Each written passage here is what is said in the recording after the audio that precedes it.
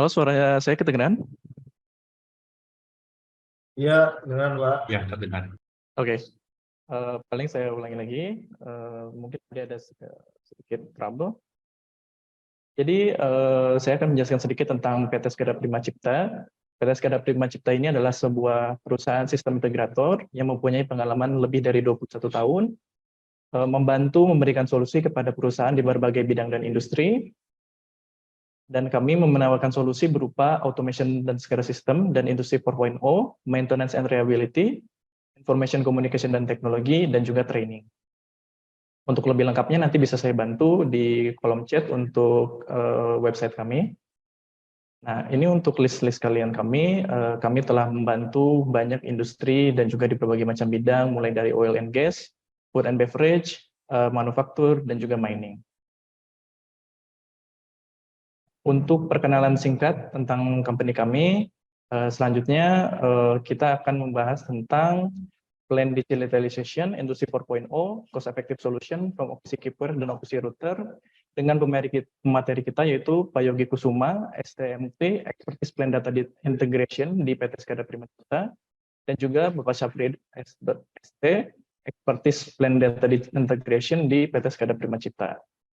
Untuk untuk diskusi pertama, saya akan menjelaskan dulu tentang tata cara tanya jawabnya. Pertanyaannya bisa lewat raise hand atau di kolom chat. Nantinya pertanyaan akan boleh ditanyakan ketika presentasi sudah selesai. Jadi untuk sesi pertama itu ada dari Pak Yogi dan sesi kedua itu ada Pak Syafri. Untuk mekanisme tanya jawabnya seperti itu. Nanti akan ada link absensi yang diharapkan teman-teman untuk ngisi, Bapak dan Ibu untuk isi. Di sana nanti akan ada special diskon dari kita. Mungkin untuk perkenalan cukup sekian, saya akan berikan kesempatan kepada Pak Yogi untuk memulai presentasinya. Pak Yogi, untuk waktu dan tempat saya persilahkan. Baik, terima kasih Pak Eldin. Izinkan saya share screen terlebih dahulu ya.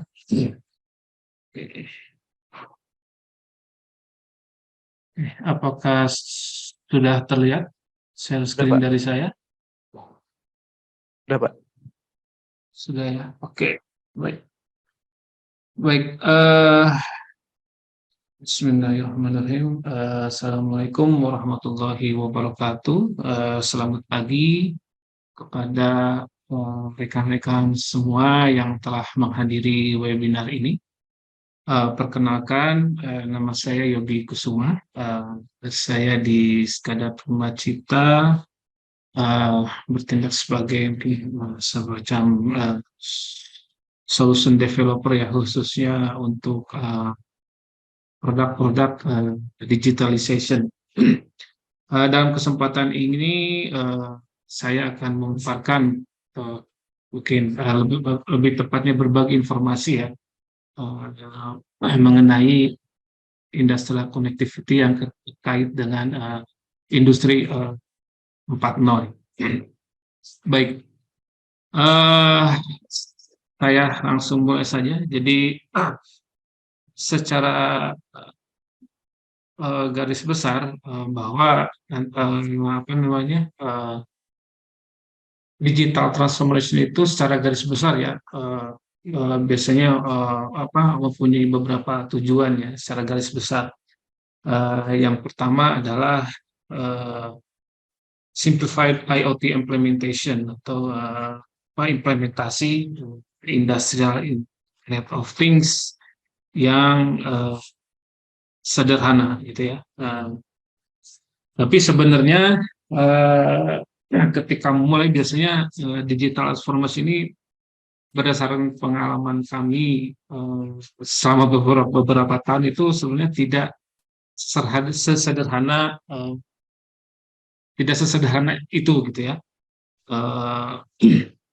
Karena kita harus memikirkan bahwa solusi yang kita berikan itu harus bisa scalable dan adaptable ya. Jadi artinya solusi yang kita berikan itu harus bisa adaptif dapat apa namanya, dapat mengakomodasi kebutuhan organisasi atau perusahaan dalam eh, beberapa tahun mendatang, gitu ya. Memang tidak sederhana eksisting, tapi kita berusaha membuat apa namanya, membuat implementasi itu sesederhana mungkin, gitu ya, seperti itu. Nah, kemudian goal yang kedua sebenarnya adalah bahwa implementasi digital transformation itu bisa disebut sukses, gitu ya. Sukses, gitu ya, apabila apa namanya, eh, waktu implementasinya itu apa namanya, sesuai dengan jadwal yang kita tentukan, gitu ya. Ya. Nah, ini seringkali di dalam implementasi biasanya ya apa namanya, terdapat pergeseran waktu, gitu ya, ketika kita apa namanya, kita mau memulai implementasi digital, gitu ya. Tapi memang karena itu kadang suatu saat bisa dimaklumi, karena transformasi digital itu merupakan suatu bisa dikatakan transisi yang cukup besar, gitu ya, bagi suatu perusahaan, karena banyak hal yang harus di apa namanya, banyak harus yang dipikirkan, gitu ya. Sehingga pada step awal, gitu ya, biasanya itu akan terjadi apa namanya, berbagai apa namanya, eh, eh, kadang ada trade off, gitu ya, ataupun pergeseran, karena banyak hal yang ternyata kita tidak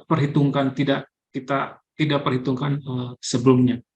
Tentunya apa namanya, itu awal ya. Nah, makanya ketika kita mendesain itu, memang kita berusaha desain yang kita atau solusi yang kita implementasikan itu harus bisa adaptable dan scalable, ya. Nah, ini memang biasanya akan kesulitan di awal, tapi apabila sukses atau berhasil, maka ini akan sangat memudahkan untuk ke depannya. Kemudian goal yang ketiga adalah apa namanya, teknologi yang ada sekarang, kita harus bisa mengadopsi, gitu ya, teknologi yang ada sekarang dengan teknologi yang akan muncul ke depannya, gitu. Oleh karena itu memang kita tadi seperti yang disebutkan bahwa implementasi yang kita lakukan di digital transformation itu harus bisa adaptable dan scalable, karena tentunya teknologi akan semakin berkembang, ya, terutama jika memang nanti kita ada integrasi antara operational technology dan information technology, di mana biasanya untuk information technology itu sangat pesat perkembangannya, gitu ya. Dan kita harus berusaha bisa buat solusi yang kita terapkan itu bisa adaptable dan scalable. Beberapa key enablers, ya, untuk IoT scalability ini, ataupun ya saya bisa IoT ataupun IoT di sini, atau disebut automation atau SCADA, di dalam ini bisa disebut satu hal-hal yang serupa, gitu ya. Nah, beberapa key enablers, atau ya, yang apa, teknologi-teknologi yang dapat apa namanya, membuat solusi kita scalable itu adalah, pertama, data access, ya, yang standar, ya, standar data access, ya. Nah, ini biasanya ketika apa namanya, biasanya perusahaan-perusahaan itu ketika mereka membangun suatu pabriknya ataupun plan proses dan segala macam, biasanya hal ini agak dikesampingkan, ya. Karena memang biasanya itu bukan jadi fokus yang utama, gitu ya. Nah, ini salah satu scalability IoT key enablers adalah standardized data access, ya. Implementasinya apa nanti, misalkan menggunakan protokol-protokol yang standar. Dengan standar apa, data access yang standar ini memudahkan kita untuk pengambilan data. Kemudian arsitektur yang scalable dan repeatable ya. Artinya arsitektur yang kita terapkan itu harus bisa kita kembangkan gitu ya. Bisa kita kembangkan tanpa mengubah gitu ya, mengubah arsitektur yang ada gitu ya. Kemudian juga repeatable, artinya arsitektur yang kita terapkan di satu tempat itu bisa kita terapkan di tempat lain. Walaupun pada kenyataannya bisa tidak ada satu solusi yang unik atau solusi yang bisa kita terapkan secara sama 100% gitu ya. Itu tidak ada gitu, tapi setidaknya ketika kita ketika kita menerapkan satu solusi di tempat lain itu tidak memerlukan perubahan yang signifikan ya, seperti itu. Nah, yang ketiga adalah security best practice ya. Jadi ini juga salah satu hal yang penting untuk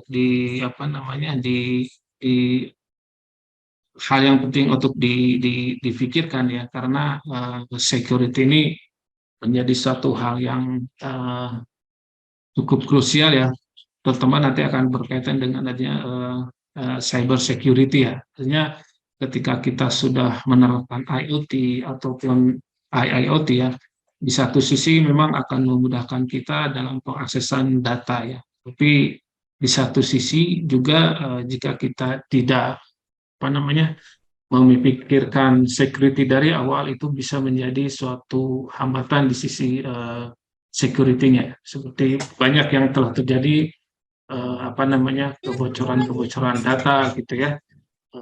Akibat kita setting security kita tidak dipikirkan dari awal ya. Seperti itu. Nah, kemudian ya sebenarnya banyak perusahaan-perusahaan gitu ya, yang perusahaan besar bahkan yang telah menerapkan industrial digital transformation gitu ya. Cuma menurut menurut perusahaan survei ya, seperti McKinsey & Company misalkan, itu tidak banyak ya, kurang lebih rata-rata ya 30% yang bisa dikatakan berhasil gitu ya, menerapkan digital transformation gitu ya. Jadi ternyata digital transformation juga itu tidak mudah ya. Jadi banyak perusahaan yang stuck gitu ya, stuck di fase pilot saja gitu, tanpa bisa meneruskan ke fase-fase berikutnya. Jadi kurang lebih menurut McKinsey Company, LNS Research atau Forrester ini kurang lebih rata-rata lah, maksudnya 30% itu hanya 30% yang berhasil gitu ya, mulai dari pilot project sampai sampai mencapai tadi scalability ataupun repeatability-nya gitu ya, seperti itu. Jadi walaupun teknologi pendukung untuk digital transformation sudah banyak sebenarnya, cuma pada kenyataannya ketika implementasi itu banyak tidak banyak yang hanya sedikit gitu ya, tidak banyak yang berhasil gitu ya, sampai phase-nya berlanjut ya.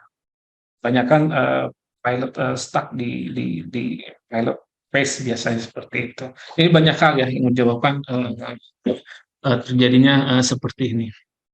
Nah, apa penyebabnya? Tadi mungkin ketidakberhasilan gitu ya dari pilot project sebenarnya ketika menerapkan digital transformation. Yang pertama nih, yang paling banyak adalah heterogeneous device. Jadi banyaknya berbagai jenis alat gitu ya, dari berbagai vendor gitu ya, yang masing-masingnya mempunyai solusi-solusi sendiri-sendiri gitu ya. Nah, ini sebenarnya ya heterogeneous device salah satu yang apa namanya yang menjadi alasan untuk ada digital transformation ya, kita ingin menjadikan apa namanya satu satu framework gitu ya, untuk apa namanya pengambilan data menjadi satu framework gitu. Nah, tapi karena terlalu banyak mungkin device-nya terlalu jadi macam jenisnya, vendornya dari berbagai macam, ini eh, apa namanya cukup memberikan kesulitan gitu ya. Apalagi jika ternyata banyak sekali device-device yang sudah berumur lama gitu ya, seperti itu. Nah, itu juga cukup akan menjadi suatu tantangan sebenarnya, bagaimana kita akan tadi menstandarkan data akses ya. Jadi menurut McKinsey Company ini 80% perusahaan gitu stuck gitu ya, stuck selama lebih dari 1 tahun gitu ya, karena stuck karena tadi belum bisa berhasil menyeragamkan data akses gitu ya, karena kompleks dan ini ya heterogeneous device-nya banyak sekali gitu ya. Jadi ini biasanya ketika ini memang apa namanya bisa lebih lama, menyebabkan waktu menjadi lebih lama dari yang seharusnya. Nah, kemudian ada silo data ya. Jadi apa namanya banyak sekali ya data-data yang tidak bisa kita akses gitu ya, yang ada di apa namanya satu tempat atau di berbagai tempat kita kita tidak bisa akses gitu ya. Nah, ini juga menyebabkan proses digital transformation akan menjadi suatu tantangan tersendiri gitu ya. Jadi ini salah satu penyebab silo data itu ada juga karena heterogeneous device tadi ya. Jadi kita menyulitkan kita untuk apa namanya menyegerakan data aksesnya. Eh, Kemudian ini yang salah satu alasan lain gitu ya ketidakberhasilan adanya cyber security ya. Ya ini ya tadi seperti saya sebutkan tadi, satu sisi jika kita akan melakukan digital transformation apalagi juga sudah tadi menggunakan IoT atau IoT, di satu sisi kita memudahkan kita untuk apa namanya mengakses data gitu ya. Tapi di satu sisi lain juga apa namanya itu menyebabkan ada satu apa namanya satu hal lain yang harus dipertimbangkan, yaitu mengenai security-nya gitu ya. Nah, ini juga menjadi suatu pertimbangan. Jadi banyak ada karena terpaksa mungkin dengan IoT itu data terus harus dibuka misalkan kalau memang ini, tapi di satu sisi lain akan menyebabkan data itu menjadi terbuka gitu ya. Ini menyebabkan butuh waktu meninjau kembali gitu ya. Meninjau kembali apakah memang data itu perlu bisa diakses gitu ya oleh sistem lain atau tidak gitu ya. Jadi ini menjadi salah satu eh, apa namanya hal yang paling banyak dipertimbangkan gitu. Yang bisa jadi memang bisa apa namanya menghentikan proses digital transformation gitu ya. Oke, kemudian nah ya kita beberapa ya sebenarnya sebelum ada tadi industrial connectivity ataupun ya tadi digital transformation, ya apa namanya ini beberapa tools yang apa namanya bisa kita gunakan ya. Kita gunakan untuk tadi proses digital transformation gitu ya, ataupun IoT atau industri 4.0 ya. Yang pertama ini sebenarnya akan memudahkan bila kita sudah menggunakan standar protokol gitu ya untuk proses digital transformation ini. Akan tetapi pada kenyataannya yang kita sering temukan adalah tadi dari sekian banyaknya peralatan itu hanya sedikit gitu ya yang menggunakan protokol-protokol standar gitu ya untuk komunikasi data gitu ya. Apalagi misalkan jika kita masih menggunakan peralatan-peralatan yang sudah lama gitu, yang biasanya apa namanya yang protokol yang proprietary gitu ya. Nah, ini apa namanya ini juga bisa menjadikan suatu tantangan tersendiri ya. Nah, kemudian muncul juga kita bisa gunakan sebenarnya SDK Software Development Kit. Akan tetapi Software Development Kit ini eh, sebenarnya kan eh, apa namanya? Ini tergantung tergantung siapa yang mengimplementasikan gitu ya.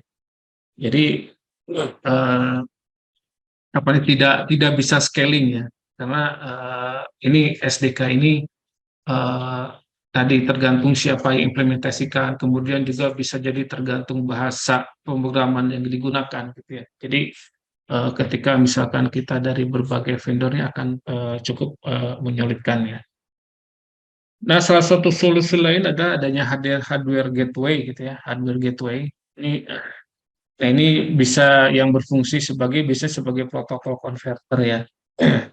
Nah, di satu sisi memang ini bisa memudahkan gitu ya. Apa namanya, kita bisa memudahkan untuk proses tadi penyeragaman data akses gitu ya. Tapi di satu sisi juga ini apa namanya bisa menimbulkan bukan menimbulkan apa namanya membutuhkan hal-hal lain seperti tadi kita harus menyiapkan apa jalur misalkan harus menyiapkan jalur kabel tersendiri misalkan, kemudian juga apa namanya dan hardware itu sudah banyak sekali gitu ya. Jadi apa namanya tidak ada satu implementasi yang standar gitu ya. Ketika misalkan kita mengkonfigurasi dari hardware gateway ini. Kemudian juga ya tadi ada security challenge dan lain sebagainya ya. Ini beberapa solusi gitu ya, yang sebenarnya yang bisa disebut tradisional gitu ya, connectivity yang sebenarnya bisa kita gunakan untuk tadi proses digital transformation gitu ya. Nah, kemudian nah keterbatasan mengakses data itu ya tadi menimbulkan banyak tantangan ya. Jadi pertama adalah apa namanya setiap mesin atau peralatan itu mempunyai apa namanya protokol yang berbeda-beda gitu ya. Ya, ini menjadi satu tantangan sendiri bagaimana kita akan melakukan atau penyeragaman data akses.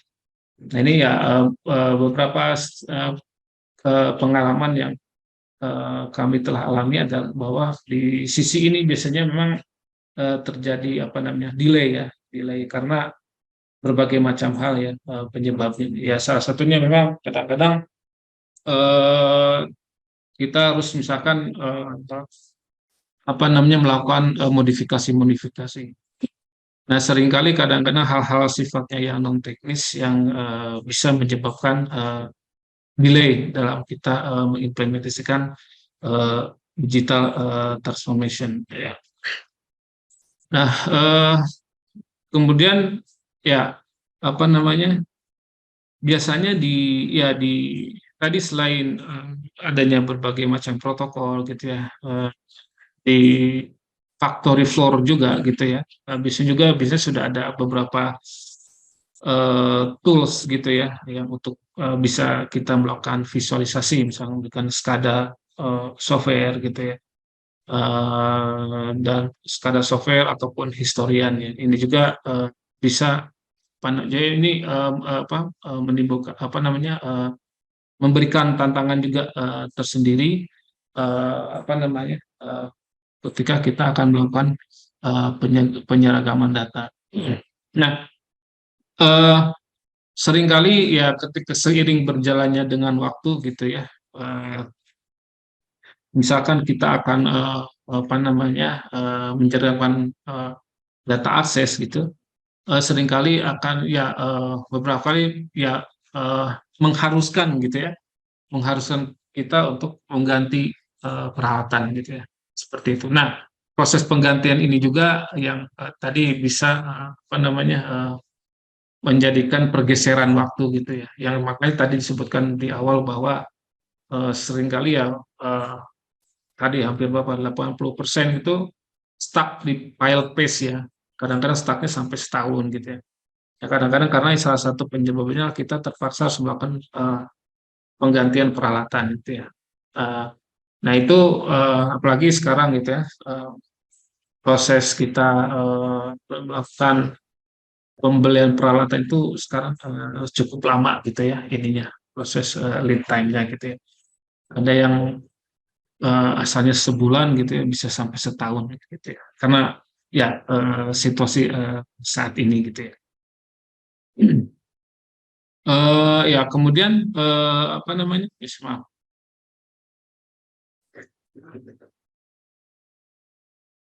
Nah kemudian apa namanya? Ya ini penyebab-penyebab tadi apa namanya? eh, kita solusi-solusi yang tadi adanya apa namanya? Standar protokol ataupun SDK gitu ya.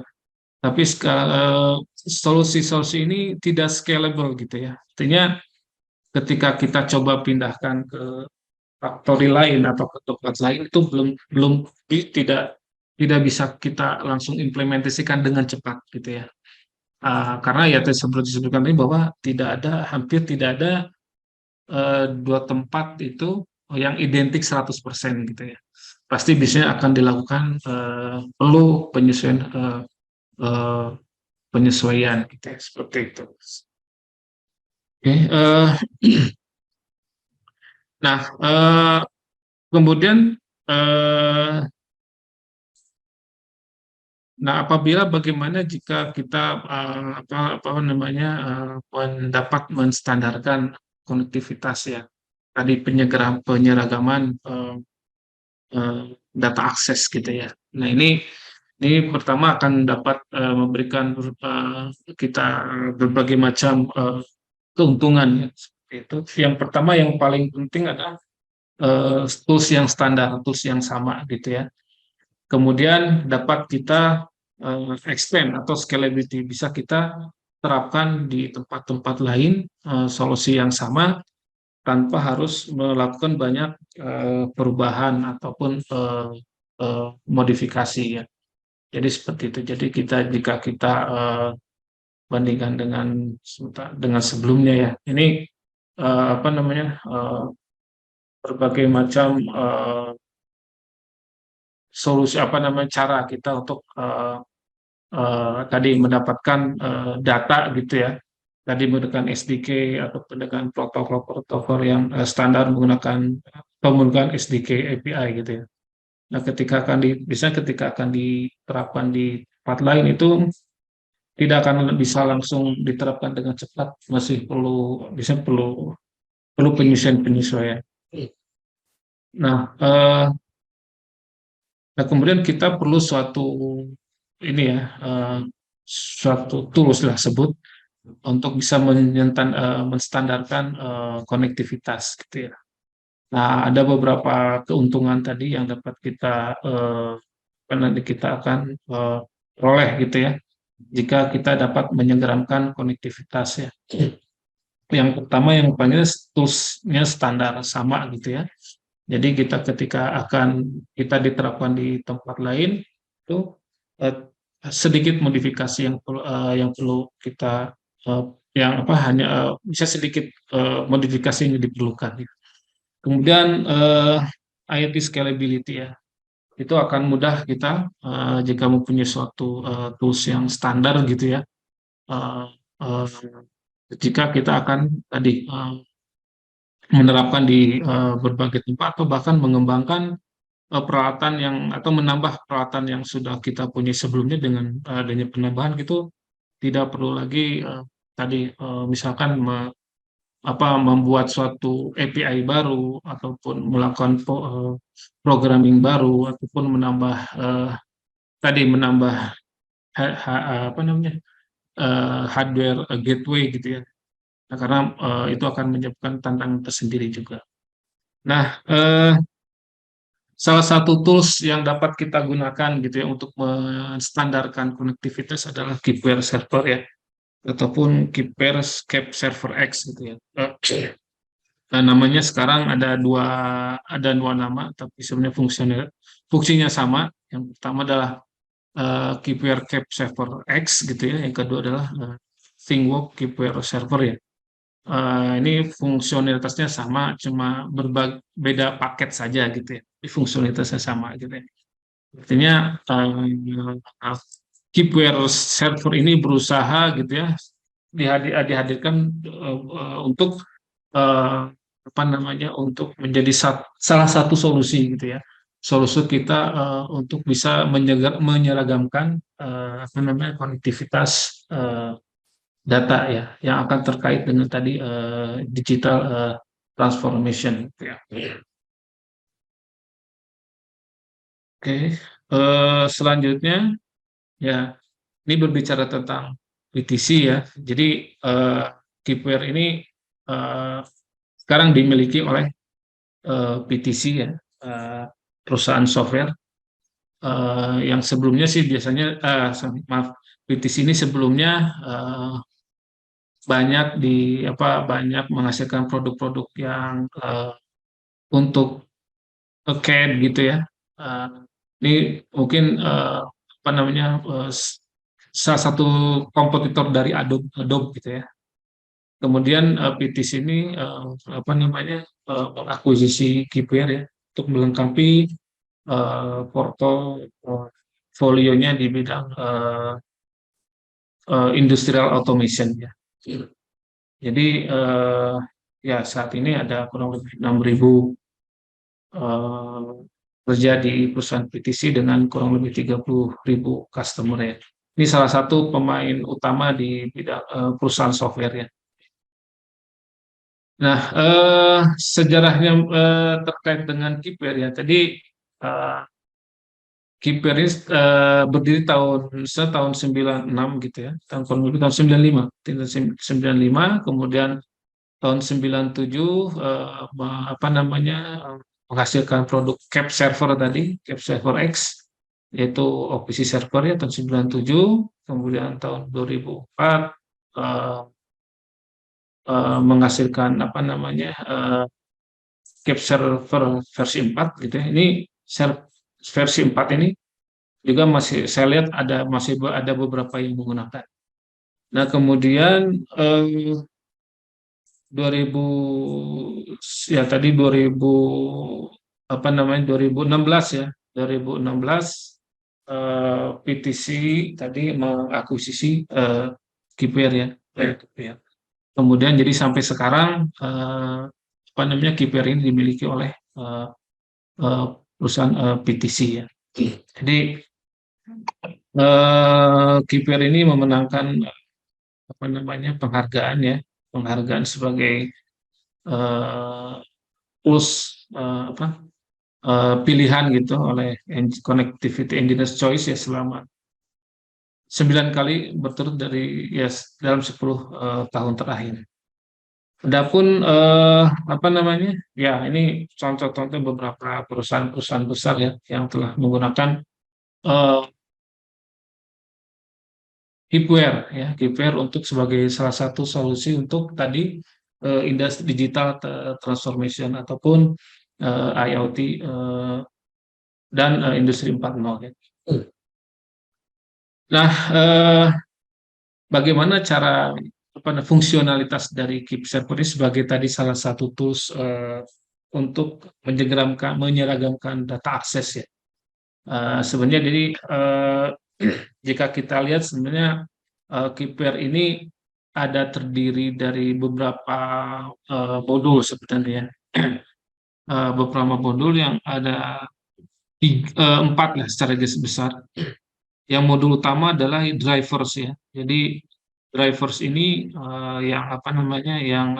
drivers ini adalah modul yang digunakan oleh KeepWare server untuk bisa mengakses berbagai macam device ya, baik itu PLC, RTU ataupun apapun sensor, CNC machine, database, bahkan OPC sendiri gitu ya. Jadi ini ada satu driver gitu ya. Di sini ada komponen driver. Nah, kemudian atas driver ini semua ada komponen server ya. Di sini sebenarnya komponen dari PC servernya.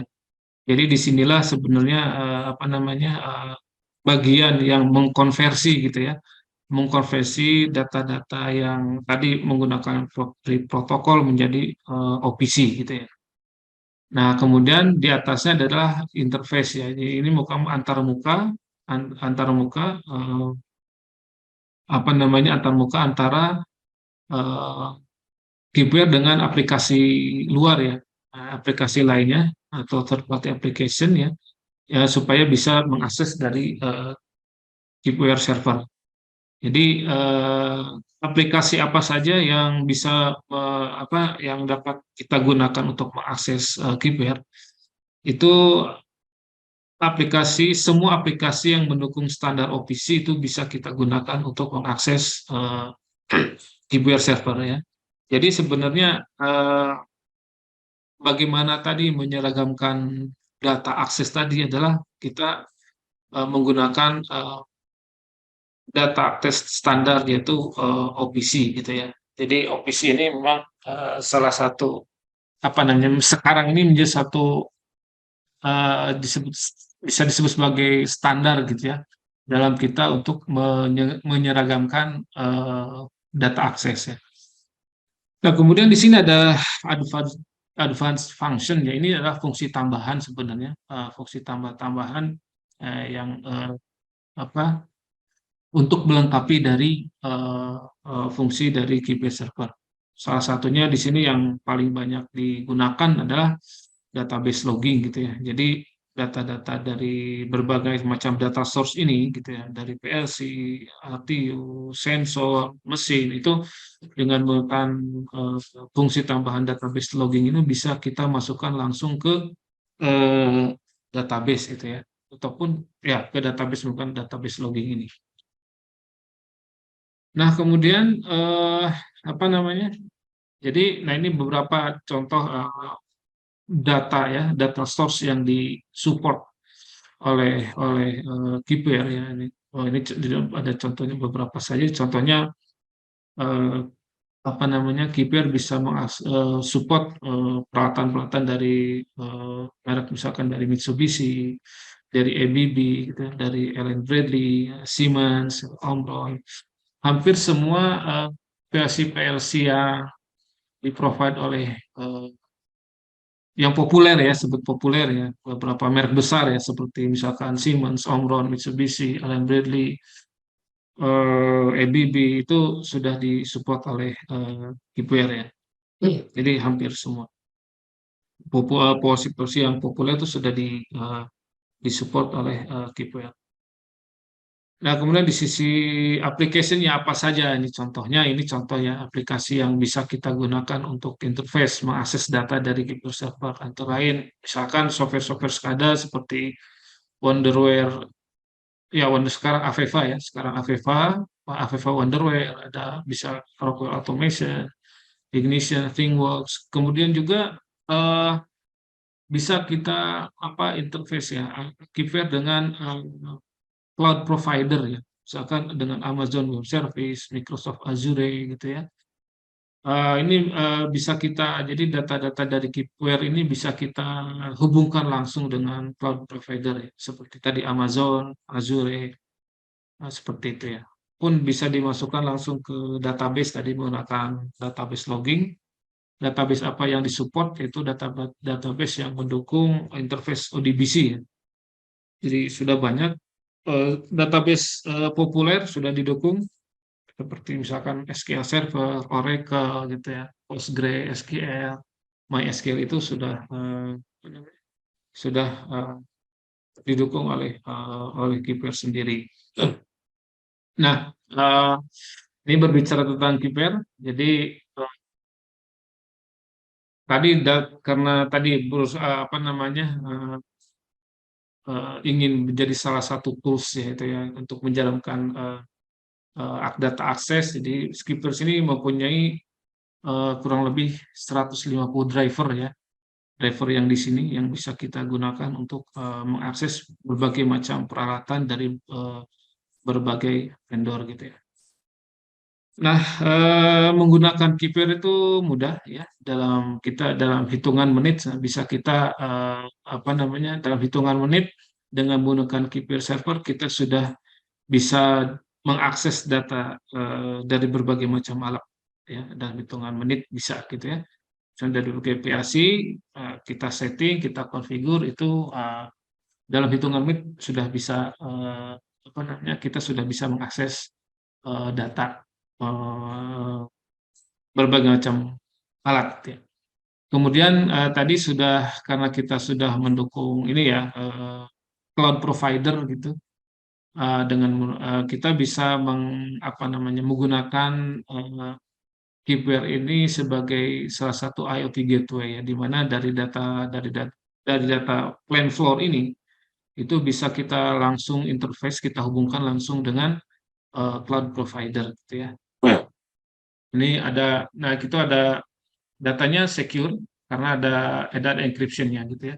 Kemudian ada sini ada security-nya, ada credential dan segala macam. Itu bisa kita setting di KIPR. Nah, ini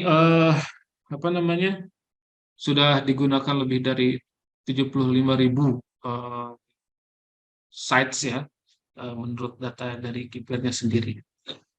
Jadi secara teknologi sebenarnya ya sudah kami sendiri menggunakan KIPR itu sebenarnya sudah dari tahun 2003 kurang lebih ya. Jadi sudah 20 tahun sebenarnya. Cuma akan kami baru menjadi distributor resmi dari KIPR ini sejak tahun akhir 2018 lah. Tapi saya menggunakan KIPR ini sudah dari 2003 sebenarnya. Pak Yogi, 5 menit lagi. Ya, oke, siap. Oke, 5 menit lagi ya. Oke, nah ini beberapa beberapa konektivitas yang disupport oleh protokol ya. Ini masih contoh saja protokol yang digunakan yang disupport oleh KIPR ya, seperti itu. Ini semuanya bisa lihat kita di di website ya. Jadi ini sebenarnya ini existing konektivitas yang ada di industri gitu ya. Jadi hubungannya akan rumit seperti ini gitu ya, kompleks gitu ya. Nah, kita dengan KIPR gitu akan dapat disederhanakan menjadi seperti ini. Artinya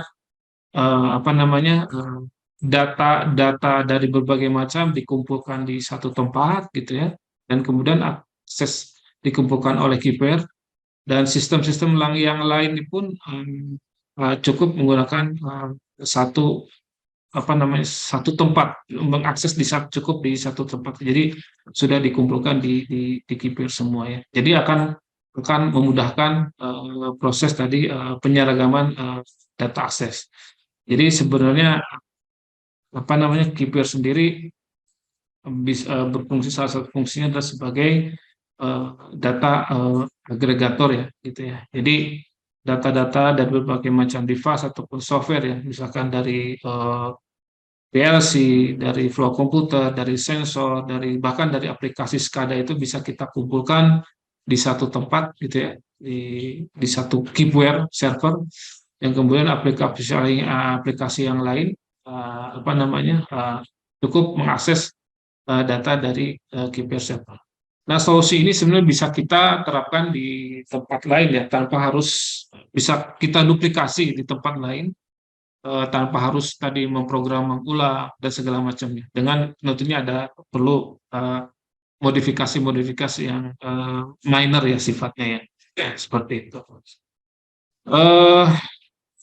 Kemudian ini beberapa case study ya, Jadi penerapan KIPR itu contohnya ya bisa menghemat waktu ya, implementation dari harusnya 6 bulan menjadi beberapa hari gitu ya. Tadi ketika kita akan melakukan penyeragaman data. Kemudian di di Brembo ini apa namanya dengan menggunakan KPI tadi itu sebagai salah satu tools tadi untuk menyerapkan data kita bisa mengurangi downtime serta dapat bisa dengan lebih cepat memberikan suatu keputusan yang tepat. Kemudian di salah satu apa namanya ya, tadi Skoda ini implementasi KPI itu bisa apa namanya meningkatkan produktivitas ya yang 3% ya cukup lumayan gitu. Kemudian ini di tempat lain juga sama, jadi ini bisa apa namanya bisa mengurangi apa namanya mengurangi manual proses ya, manual proses. Kemudian apa namanya meningkatkan uptime, mengurangi downtime dan seterusnya. Jadi beberapa apa namanya banyak keuntungan-keuntungan yang bisa kita dapatkan ketika kita menerapkan solusi KPI ya. Nah, ini untuk EBB salah satu contohnya adalah dengan menggunakan KPI kita bisa mengumpulkan data dari ratusan sumur ya secara online dalam hitungan menit gitu ya. Yang asalnya mungkin ini butuh waktu berhari-hari gitu ya untuk mengumpulkan data. Dengan menggunakan KPI kita bisa mengumpulkan data dalam hitungan menit gitu ya. Jadi dengan menerapkan ini KPI ini diharapkan gitu ya kita bisa menghindari tadi rip dan replace ya. Jadi memungkinkan kita bisa men-setup konektivitas di aset yang sudah ada tanpa harus menginterupsi produksinya itu ya. Kemudian kita bisa men-setup connectivity dalam hitungan menit ya, seperti itu. Dan seperti tadi ini setting yang apa namanya konfigurasi yang di satu tempat bisa kita duplikasi atau duplikasi tempat lain dengan minimal modifikasinya. Kemudian kita juga menerapkan security best practice sebenarnya. Jadi solusi apa namanya yang kita terapkan selain mudah tapi juga aman ya. Seperti itu. Jadi dengan menggunakan KPI kita apa namanya bisa mensetarakan data akses ya, mulai dari data alat yang sudah lama ataupun yang sudah baru ya. Kemudian apa namanya arsitektur KPI ini bisa kita dengan mudah diterapkan di tempat lain dan scalable ya. Scalable kita bisa menambah, mengembangkan tanpa harus mengubah arsitektur yang sudah ada. Kemudian KPI sangat concern dengan security, jadi dia ada menerapkan beberapa security best practice, misalkan dengan menekan user password, menekan encryption dan seterusnya untuk protokol.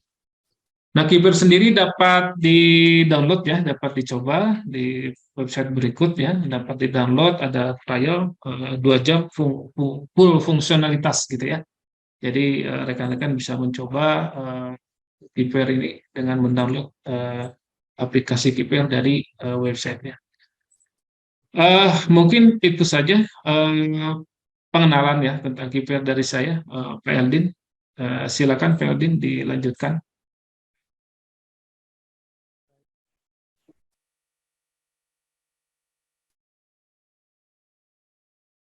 Pak Eldin suaranya tidak terdengar.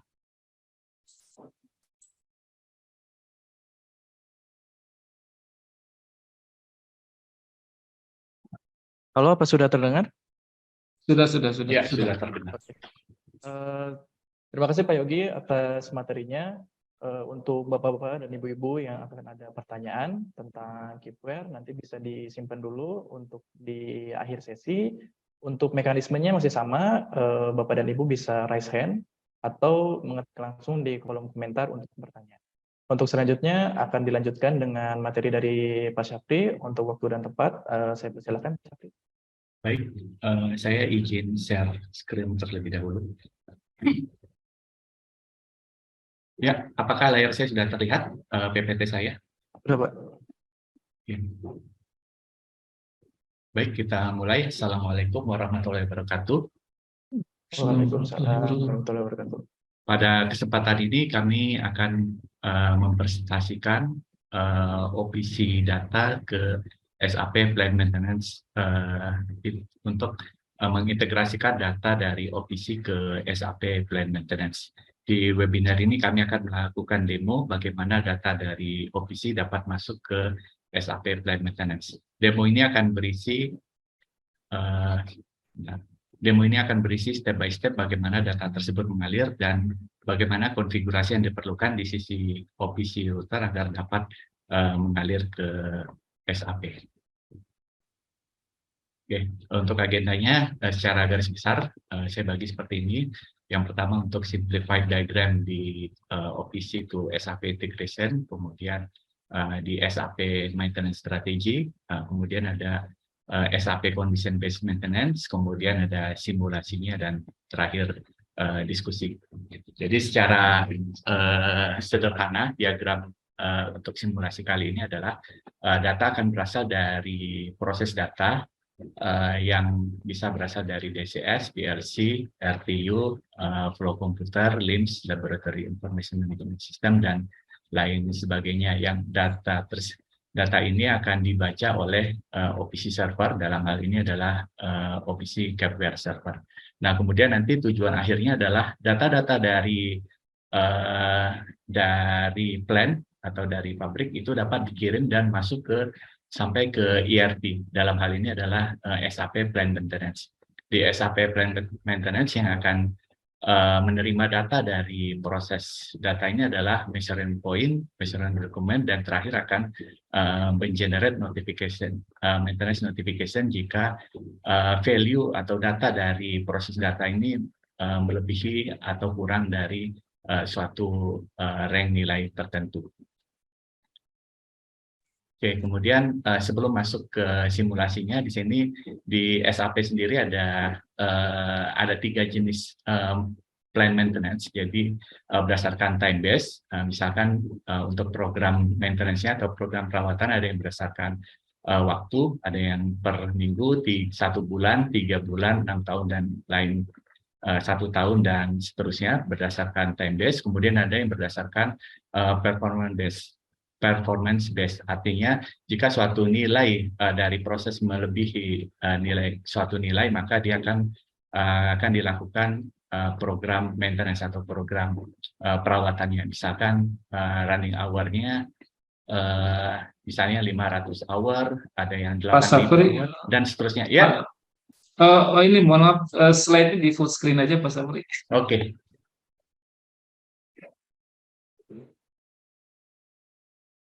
Ya, sudah terlihat ya? Ya, oke. Nah, jadi di sini ada yang basis time based, performance based, dan based on condition. Jadi di sini program perawatannya bisa berdasarkan kondisi yang ada di lapangan. Misalkan berdasarkan berapa temperaturnya, berapa pressure-nya, berapa ketebalannya, dan seterusnya. Jadi jika suatu nilai itu sudah melebihi, maka program perawatannya akan segera dilakukan. Misalnya melakukan pengecekan atau perbaikan. Nah, di sini kita akan fokus ke condition based. Jadi di SAP ada suatu fitur namanya condition based maintenance. Jadi jika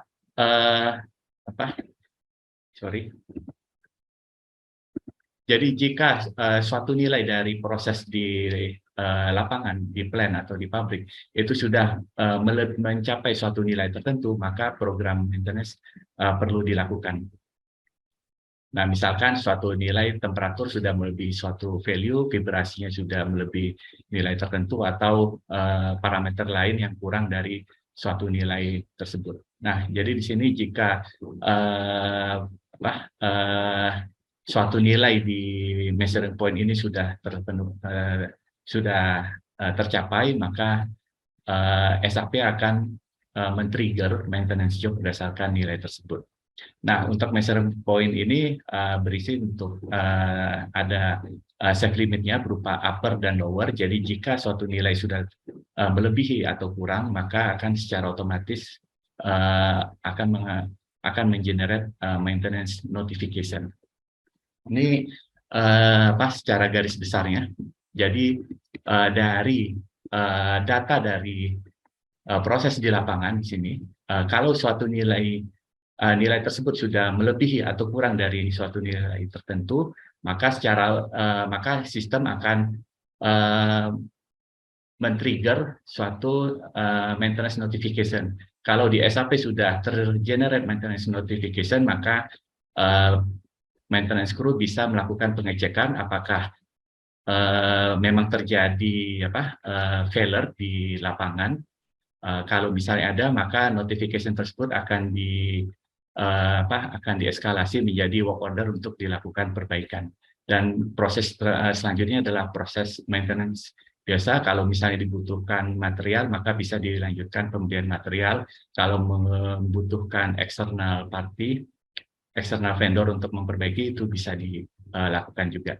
Jadi di sini prosesnya adalah kita akan melakukan simulasi jika suatu nilai di sini proses datanya melebihi atau kurang, maka nanti di SAP-nya akan data tersebut akan masuk ke SAP dan dapat mengenerate maintenance notification. Nah, ini contoh datanya.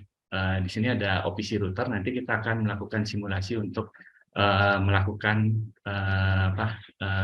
membuat bagaimana data dari OPC di sini bisa masuk ke SAP. Oke. Nah, di sini yang pertama saya akan mendemokan untuk datanya sendiri. Pertama adalah kita coba lihat dari OPC data dari OPC terlebih dahulu.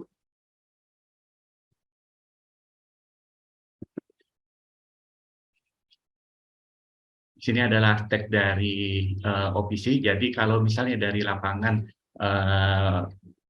OPC-nya sudah dikonfigur, kita bisa browse tag dari lapangan yang dapat kita monitor dari control room. Dan data di sini, misalkan di sini saya mengambil salah satu tag-nya channel 1, device 1, tag 2. Di sini value-nya masih 0.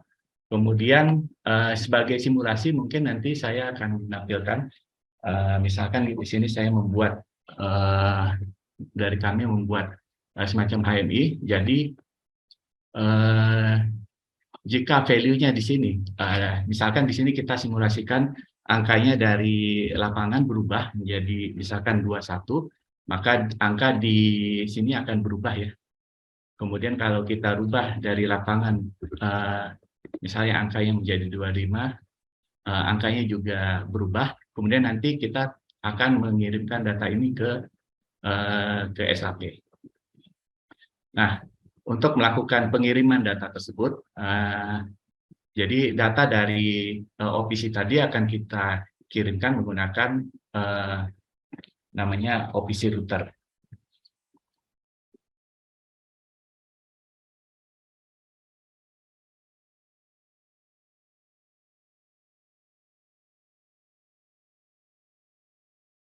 Oke, sebelumnya kita sudah membuat koneksi sendiri, tapi untuk sebagai contoh kita akan membuat dari awal. Pertama kita akan menarik data dari di sini ada data source yang disupport oleh OPC router. Jadi data dari source yang lain bisa diambil, misalkan dari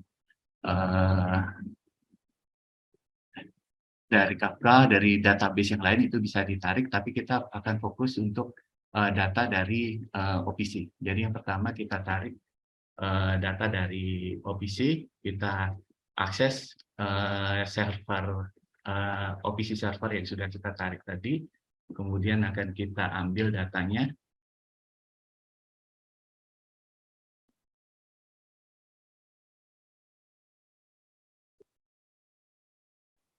Oke. Kemudian dari data di sini oleh OPC router akan dikirimkan ke SAP. Jadi kita dari OPC router sendiri ini support untuk SAP RFC, BAPI, dan IDOC. Di sini kita akan simulasikan menggunakan SAP RFC.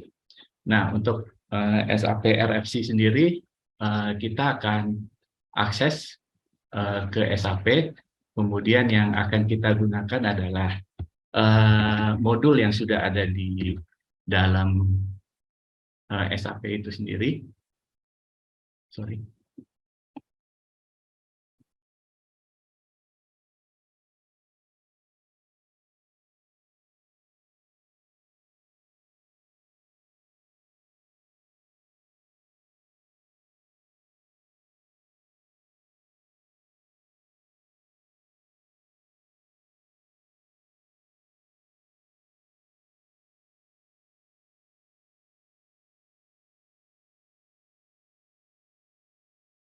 Oke, kita menggunakan measurement point yang modul yang sudah ada, kemudian kita akan menggunakan function modul. Jadi kalau yang sudah familiar dengan ABAP di SAP, di sini bisa mencari modul apa saja yang bisa digunakan.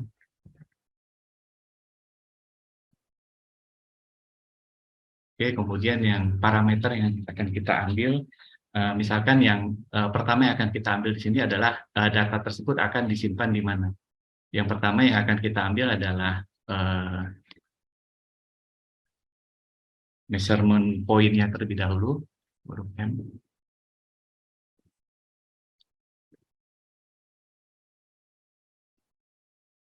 Kemudian berapa nilai yang akan disimpan di SAP, yaitu di sini adalah recorded value-nya.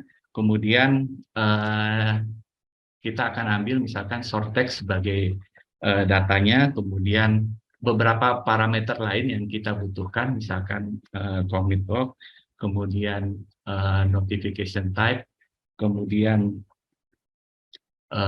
parameter-parameter lain, misalkan prepare update, kemudian wait after commit, kemudian valuation code jika kita akan membuat valuation code yang ada di sana. Kemudian untuk outputnya berapa nilai measurement dokumen yang akan ditarik, yang akan dihasilkan di SAP ini. Nah ini pertama ini adalah parameter yang akan kita gunakan. Nah sebelum kita ke sana, kita perlu melihat terlebih dahulu di SAP-nya. Kita akan menulis ke mana gitu. Jadi di SAP sendiri untuk measurement point-nya ada di sini. Misalkan kita akan ambil measurement point yang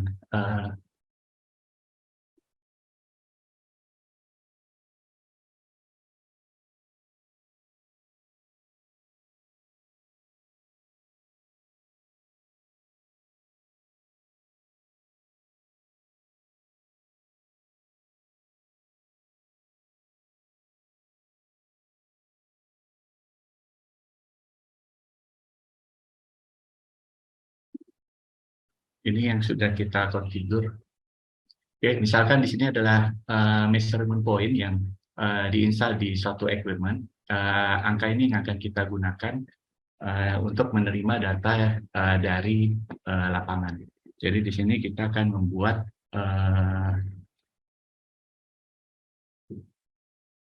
angkanya terlebih dahulu. Misalkan di sini untuk tadi yang sudah kita catat adalah 11751. Di sini kita set tipenya string. Kemudian data ini kita masukkan ke ini measurement point yang tadi. Kemudian data dari OPC akan kita masukkan ke recorded value. Kemudian kita akan membuat short text. Jadi supaya datanya itu bisa kita tarik, di sananya itu bisa menerima sesuai yang data yang kita inginkan, kita buat script. Nah kebetulan di sini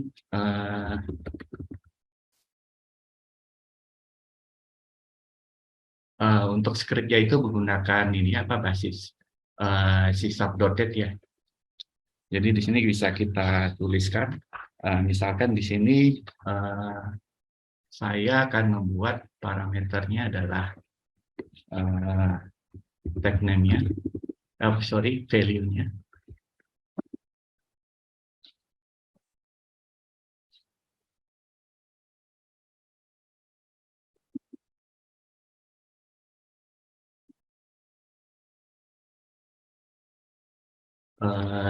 posisinya itu adalah angka ya, kita gunakan double, kemudian dia posisi sebagai input, dan short text yang nanti akan masuk ke SAP ini sebagai output. Kemudian tadi parameternya, parameter outputnya akan kita isi.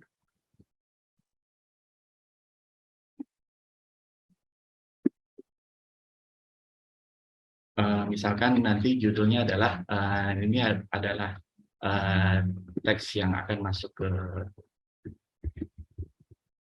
SAP-nya.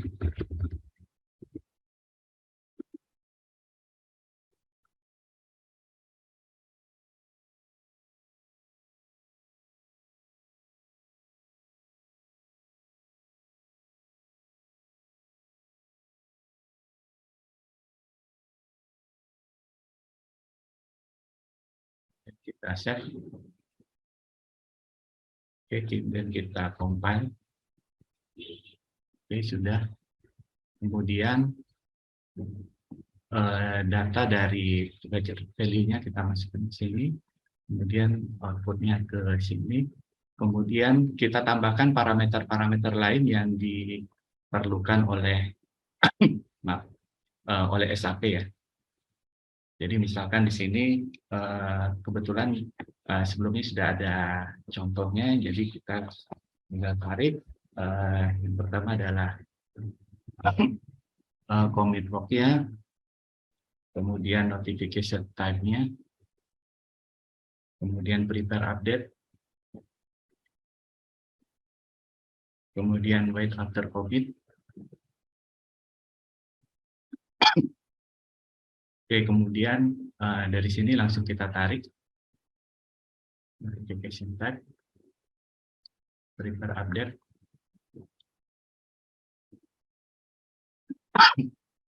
Oke.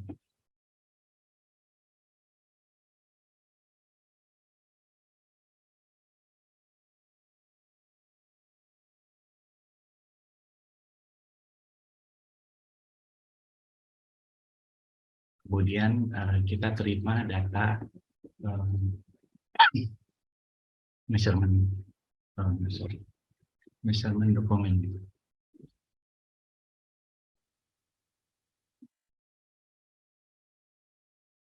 Kemudian kita tambahkan trigger. Jadi di sini ada beberapa jenis trigger yang bisa kita gunakan.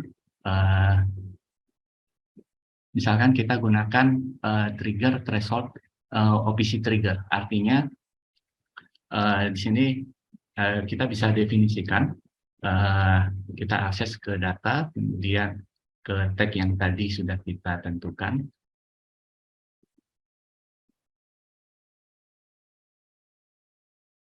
Kemudian threshold-nya, nilainya. Jadi misalkan di sini saya configure jika angka dari OPC ini atau proses data yang ada di lapangan lebih dari suatu nilai, misalkan di sini angka 50, maka script ini akan jalan untuk mengirim data ke SAP-nya. Oke, di sini saya save terlebih dahulu. Kemudian go to produktif. Nah, di sini dia posisinya standby, dia akan melakukan pengecekan. Jika nilainya lebih dari 50, maka dia akan jalan. Nah, sebelum itu kita mungkin lakukan pengecekan terlebih dahulu di SAP-nya. Misalkan kita cek measurement dokumennya terlebih dahulu ya.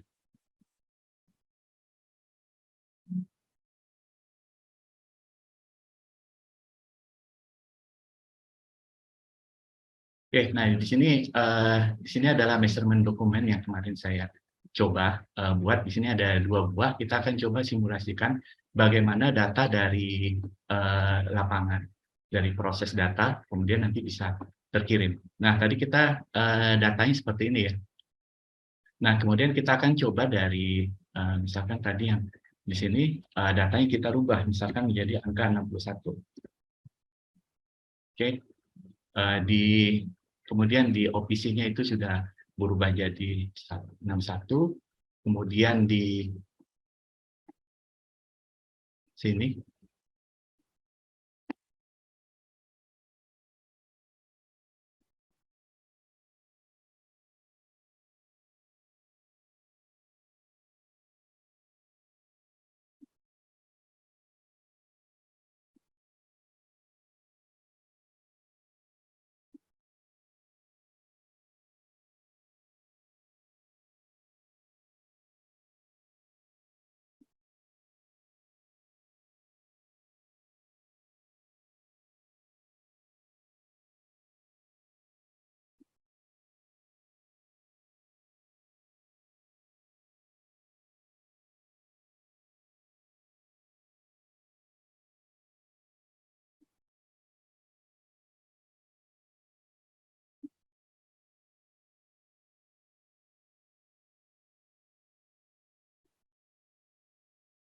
ini.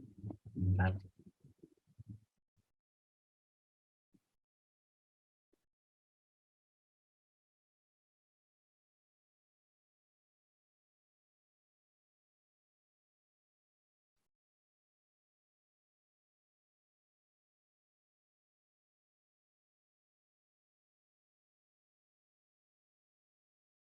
Oke.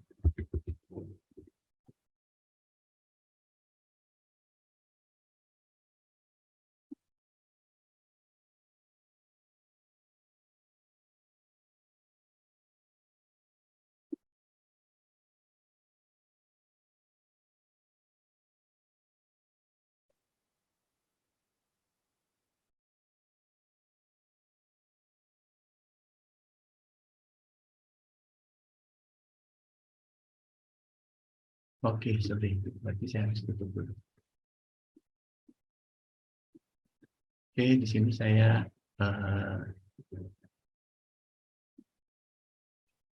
rubah dulu angkanya.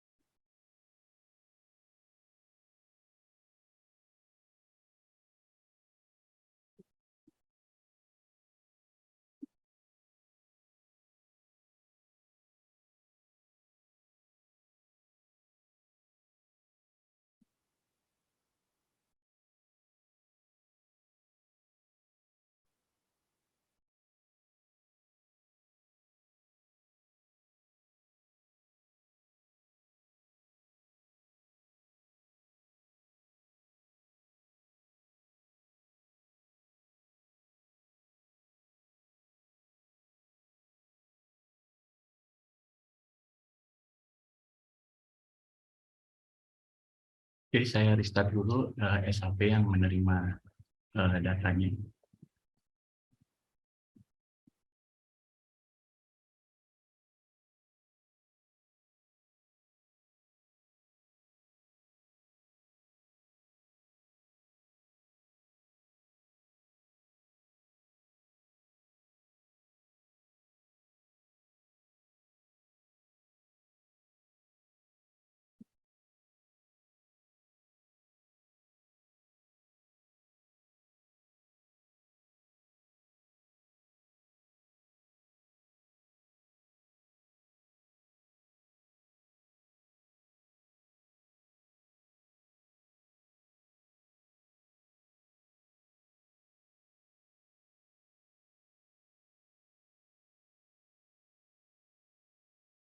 Oke, SAP ini sudah up lagi. Kemudian saya tes terlebih dahulu.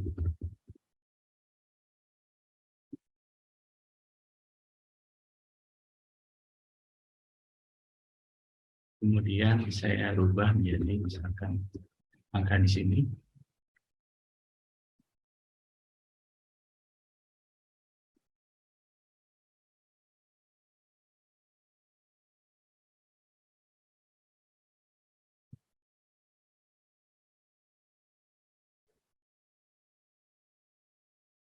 Oh,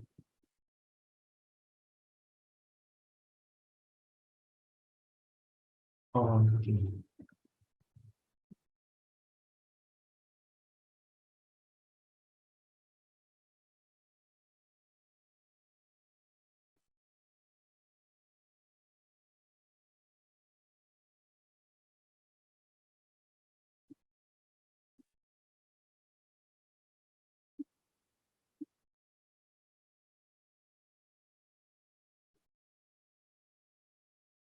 Jadi kita cek.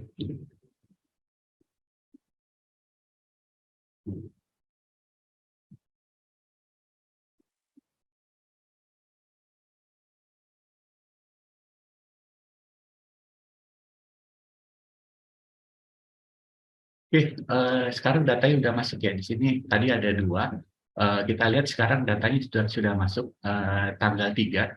Kemarin saya 2 itu di tanggal kemarin saya tes. Kemudian yang ini yang sekarang datanya sudah masuk. Jadi 61. Kita coba lihat data dari di sini. Nah, di sini adalah tag dari yang kita buat tadi ya. OPC router tag 2 nilainya 61. Dia masuk ke measurement point sekian yang berada di equipment ini. Nah, kemudian kita coba lihat setelah datanya tersebut masuk dan sudah melebihi dari suatu nilai tertentu, kita coba lihat apakah dia membuat notification.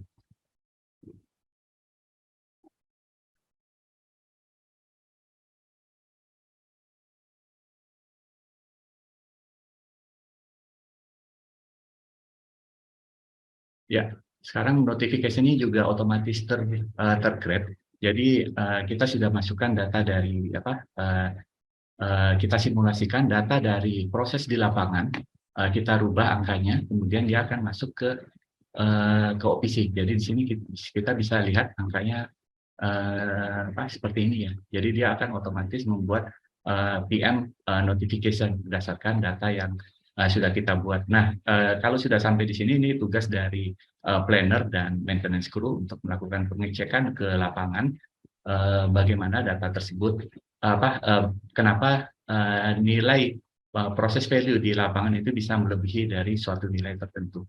Jadi di sini sifatnya bisa near real time, artinya pada saat terjadi anomali proses di lapangan, data tersebut bisa langsung terkirim ke SAP sehingga dari maintenance crew bisa segera melakukan pengecekan.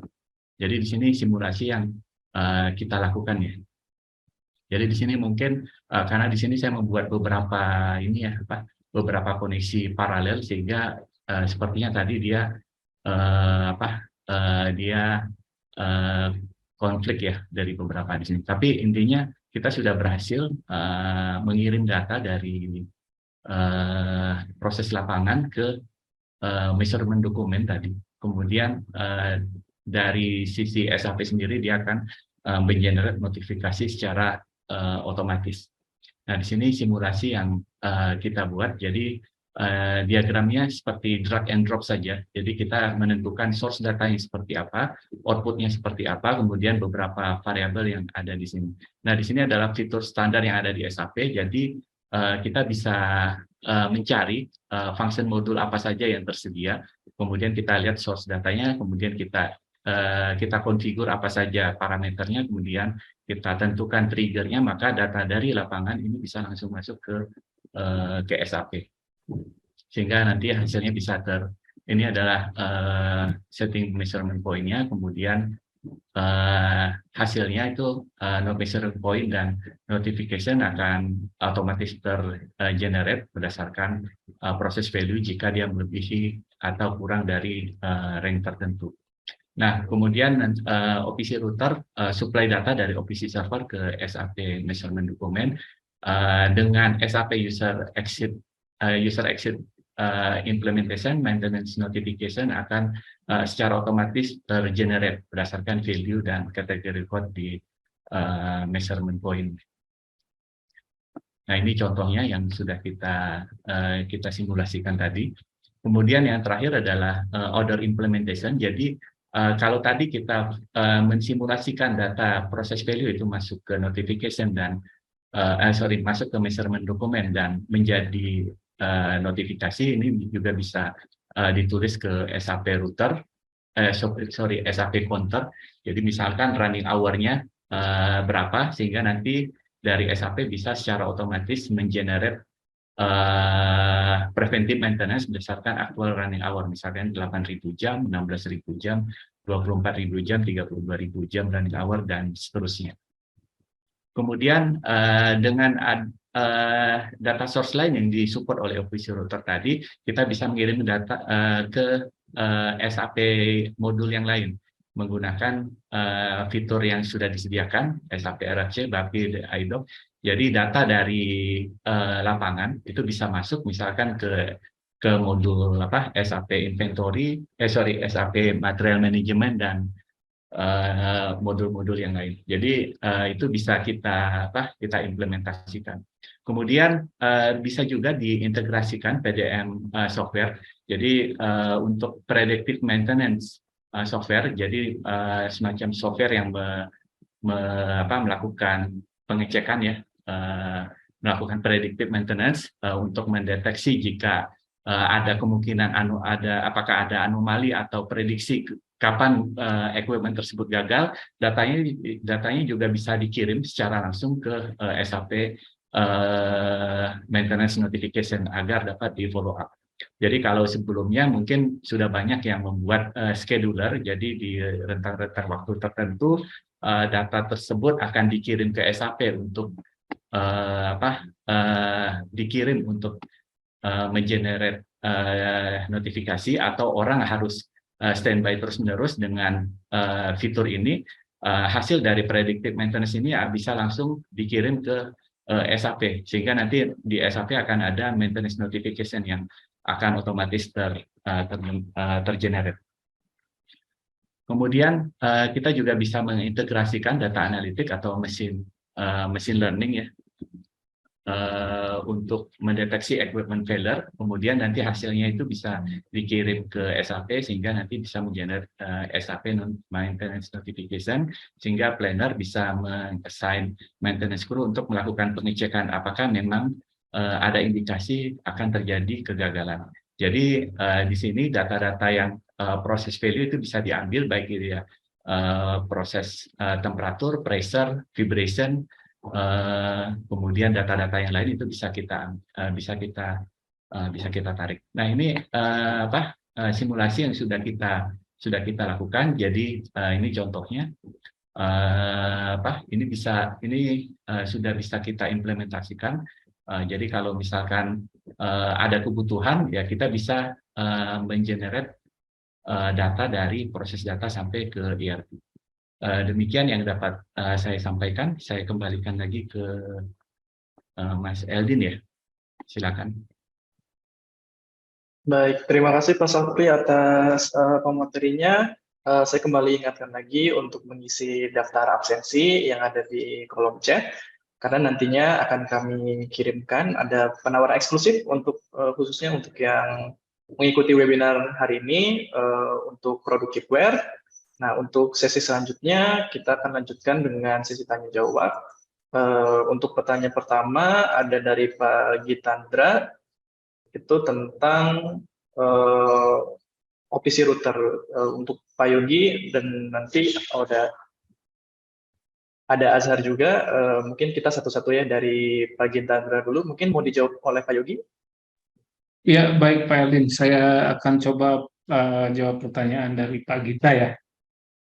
Nah, saya izin share screen dulu ya untuk jawab Pak Gita ya. Oke, apakah sudah terlihat ya? Sudah, Pak. Oke, baik. Tadi apakah pertanyaannya adalah apakah OPC router ini sama dengan Keepware gitu ya, atau berbeda, sama atau berbeda dengan Keepware ya?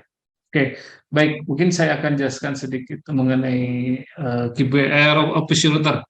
Baik, OPC router ini memang bukan bagian dari Keepware ya, tapi dia menjadi salah satu tools ya pelengkap saya pelengkap untuk konektivitas ya yang berbasis OPC ataupun lainnya.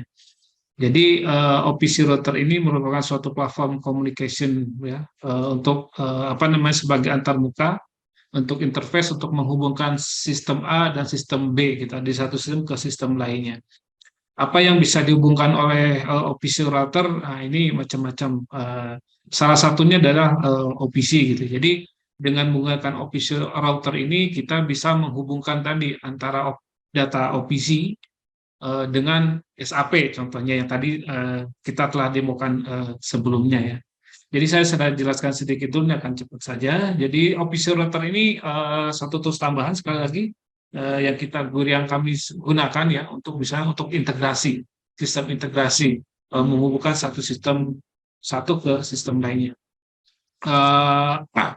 Kemudian fitur utama fitur utama dari OPC router misalkan dia bisa mengambil data dari machine atau hardware utilities menggunakan OPC DA atau OPC UA, kemudian kita bisa hubungkan juga dengan database, dengan iCloud, dengan printers, dengan RFID ataupun dengan aplikasi sistem lainnya. OPC router juga support scripting ya, jadi scripting seperti tadi yang telah didemokan sebelumnya untuk bisa mengextend kemampuan dari OPC router. Jadi menggunakan OPC router ini kita berbasisnya drag and drop ya, seperti yang tadi telah didemokan oleh Safri gitu ya. Drag and drop saja akan cukup mudah menggunakan OPC router ini. Mungkin saya akan cepat di sini. Jadi ini beberapa use case atau pertanyaan, permasalahan yang bisa dijawab menggunakan tools OPC router. Misalkan apakah kita membutuhkan konektivitas dari OT ke IT atau OT ke OT ya. Apakah kita membutuhkan misalkan data komunikasi dengan printer, contoh misalkan jika kita ingin mencetak data OPC langsung ke printer gitu ya. Kemudian apakah kita membutuhkan interface OPC dengan ERP dengan SAP. Apakah juga kita membutuhkan solusi untuk misalkan menghubungkan antara barcode dengan sistem yang lain, dengan database atau yang lainnya ya. Ini beberapa contoh solusi atau use case yang bisa dijawab dengan menggunakan OPC router. Nah ini OPC router itu ya OPC router ini seperti keypair, sebenarnya dia ada berbagai macam driver sebut ya komponen utamanya. Nah ini contohnya adalah dia sebagai hub ya, sebagai hub di sini gitu ya. Dia menghubungkan berbagai macam sistem, mulai misalkan OPC dengan cloud gitu ya, OPC dengan database, kemudian OPC misalkan dengan email, dengan Telegram, aplikasi Telegram ya, kita bisa hubungkan. Jadi misalkan beberapa waktu lalu kami mendapat pertanyaan apakah data OPC yang OPC di mana OPC itu dari mesin bisa dihubungkan langsung dengan Telegram supaya dapat notifikasi, bisa gitu ya dengan menggunakan OPC router ini ya. Jadi dengan OPC router ini bisa kita ingin menampilkan data dari OPC di mana OPC ini kan dari alat ya, dari PLC misalkan. Nah, nanti akan ditampilkan ke Telegram dalam bentuk notifikasi. Kemudian saya itu salah satu contohnya ya, jadi seperti itu. Jadi kita dengan OPC router kita bisa menghubungkan berbagai sistem ya dengan mudah ya, tanpa harus coding ya, hanya dengan menggunakan visualisasi saja. Wow. Nah, bagaimana dia positioning antara OPC router dan keypair, apa hubungannya gitu ya. Jadi keypair adalah OPC server ya, yang tadi dia fungsi utama dari keypair adalah mengambil data dari berbagai sumber data ya, seperti PLC, sensor ya, dan berbagai macam protokol gitu ya, yang dijadikan satu protokol yang standar yaitu OPC ya. Jadi KPR biasanya digunakan di shop floor ya, di level bawah gitu, yang dekat dengan peralatan. Nah, OPC router sebaliknya, OPC router lebih tadi adalah sebagai pelengkap dari dari KPR gitu. Nah, kita dengan OPC router menghubungkan antara shop floor dengan top floor-nya ya. Jadi misalkan tadi kita ingin menghubungkan data ya, OPC dari OPC ke SAP, OPC ke Telegram, OPC ke database pun bisa, OPC ke cloud. Nah, itu bisa menggunakan OPC router ya. Di Office itu kan support scripting yang untuk kita bisa mengextend gitu ya, mengextend kemampuan dari Office router sendiri. Penggunaan Office router ini tadi cukup mudah sebenarnya ya. Dia apa namanya? Dia terdiri ada fungsi utama ada eh, pertama ada plugin ya, seperti KPR plugin driver ya, driver yang sebagai komponen utama ya untuk mengakses suatu sistem ya. Di sini ada misalkan ada PCUA ya. Kemudian ada transfer object ya, transfer object. Jadi ini plugin ini sebenarnya transfer object ini adalah input dan output gitu ya, input dan output. Kemudian ada data connection. Jadi kita menghubungkan antara berbagai macam objek ini menggunakan tinggal drag and drop aja, menggunakan satu ya, menghubungkan garis saja, menggunakan garis ya, tinggal drag and drop ya. Kemudian ada trigger function-nya. Jadi trigger function tadi bagaimana kita mengeksekusi program OPC router yang sudah kita buat, apakah tadi menggunakan waktu atau trigger berdasarkan hal-hal yang lain ya, misalkan trigger dari barcode misalkan gitu ya. Nah, bagaimana kita menggunakan OPC router? Sederhana sebenarnya. Tahap pertama kita pilih transfer object gitu ya. Ada data source ya. Sebenarnya data source-nya sebenarnya kita pilih data source, inputnya, kemudian targetnya, outputnya, ya seperti itu. Kemudian setelah itu ya kita tinggal draw connection aja dari input ke output gitu ya, dengan menggunakan arrow ini tinggal drag and drop saja ya. Seperti tadi yang sudah didemokan oleh Pak Safri gitu ya. Kemudian kita aktifkan triggernya ya. Triggernya bisa waktu ataupun trigger berdasarkan data-data gitu ya. Oke, nah ini seperti ini, drag and drop ya. Kemudian targetnya, outputnya ya. Pada prinsipnya ini tahapannya double klik untuk apa namanya, double klik dari transfer object di sini ya. Ini untuk mengkonfigurasi ya. Misalkan kita ingin mendapatkan datanya dari KPR ya, kita dapat KPR lalu dari KPR lalu kita apa namanya, kita konfigur outputnya. Ini misalkan contoh dari KPR langsung ke database ya, seperti itu. Kita definisikan triggernya ya. Seperti itu. Ini cara menggunakan OPC router ya. Nah, ini ada proses diagnosis monitoringnya seperti tadi yang ditunjukkan oleh Pak Sapri ya. Jadi untuk mengetahui apakah konfigurasi OPC router yang sudah kita buat itu berfungsi atau tidak ya. Ini sudah saya percepat saja apa namanya, mudah ininya ya. Ini beberapa plugin ya OPC router ya support. Jadi dari misalkan tadi dari data dari OPC ingin ditampilkan ke email gitu ya, seperti itu kita bisa ada fitur plugin object untuk email gitu ya. Jadi dari OPC bisa langsung dikirim ke email atau bisa sebagai trigger ya. Jika misalkan nilai satu nilai melebihi batas tertentu, maka dia akan kirim email, bisa seperti itu ya. Nah, ini disebut barcode ya. Ini barcode juga. Jadi misalnya kita ingin interface barcode dengan database atau dengan OPC.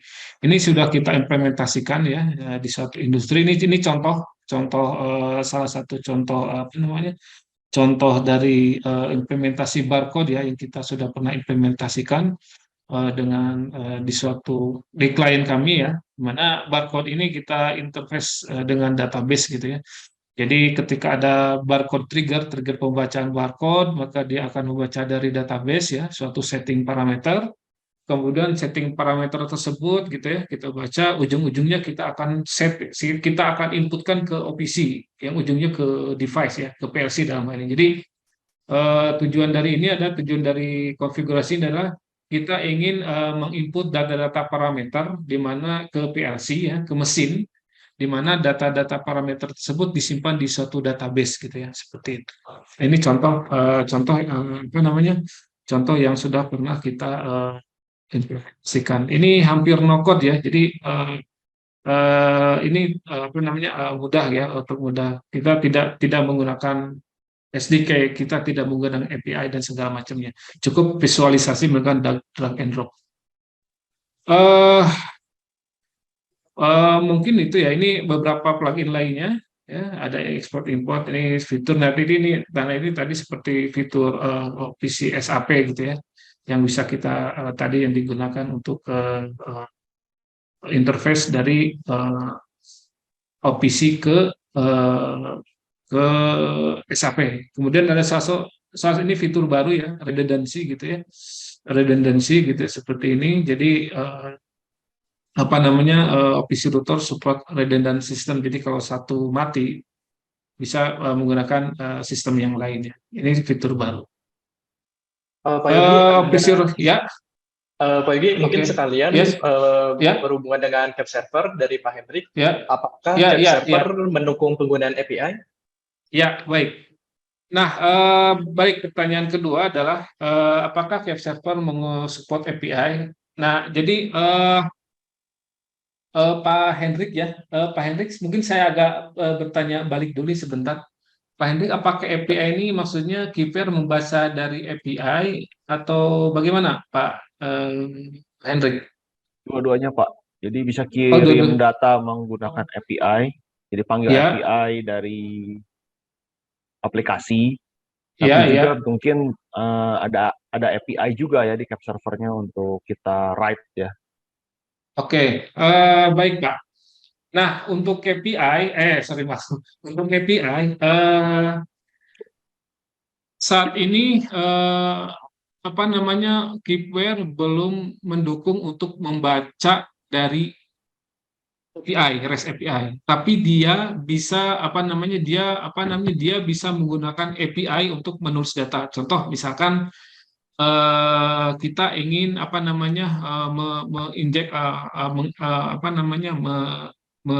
menulis data menggunakan API, menggunakan POS ya.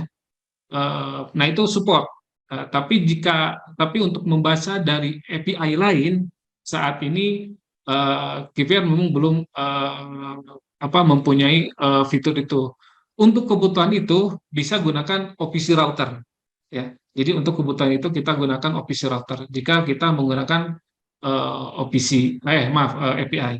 Namun tapi Kivier support mendukung konfigurasi ya via API. Jadi tadi misalkan jika kita lihat kita sudah mengkonfigurasi Kipware gitu ya, mengkonfigurasi Kipware. Nah, konfigurasi yang sudah kita lakukan di Kipware itu bisa kita ubah, bisa kita edit melalui API, gitu Pak. Gitu Pak Hendrik. Nah, kurang lebih seperti itu. Jadi untuk membaca dari REST API, Kipware belum ada fiturnya. Untuk itu kita gunakan OPC router. Tapi jika untuk menulis ke via REST API ya, misalnya kita di sini menggunakan namanya fitur tambahan modul namanya IoT Gateway. Kita bisa menggunakan REST API yang ada di tempat lain untuk data melalui fitur POS ya, seperti itu. Seperti itu Pak Hendrik.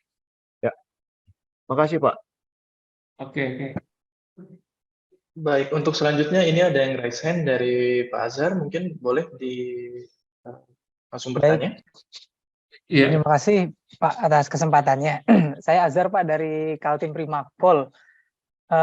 Iya Pak, silakan Pak.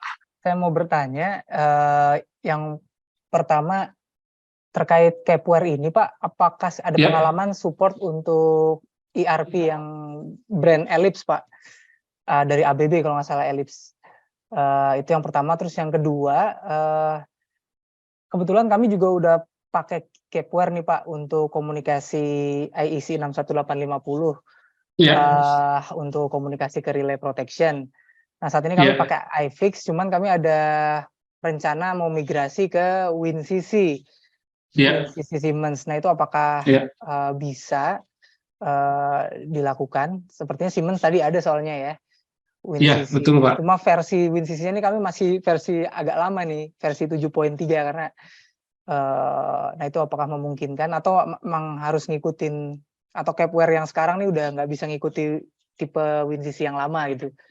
Nah terakhir Pak, saya cuma Ya, mau nanya ini juga, biasanya ini kami kan komunikasi dengan PTC itu Kepware melalui vendor yang dulu pernah ya, nge-build sistem kami dari Malaysia, ya, Alien Solution. ya, ya, ya, ya, Nah, ya, cuman ini saya baru tahu ternyata di Indonesia juga ada dari SPC ini Pak ya, yang ya, ya, betul, Pak. Kepware. Ya, Nah ya. itu apakah ini authorize-nya si SPC ini bisa nanti mungkin jika ada hal terkait Kepware kita bisa langsung ke sana, karena kadang gini kami ada kendala nanti kalau buat transfer ke komputer baru atau server baru kan perlu transfer license ya semacam itu ya.